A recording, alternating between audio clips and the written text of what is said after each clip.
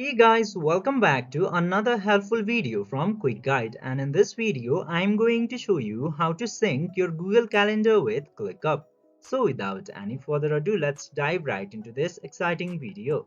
Now in order to do that, you just simply have to open your ClickUp application at first, and after opening ClickUp application, you just simply have to tap into this calendar option into here. And after tapping into the calendar option, you will get to see this customize button at the right side. Just simply tap into customize, and from there you will get the option of sync with calendar. Just simply tap into that option, and now after that you will get all of the available calendar options into here. You just simply have to select this Google Calendar in order to sync with Google Calendar. Just simply tap into this add account option and add your Google Calendar's account, and your calendar will successfully be synced in with ClickUp.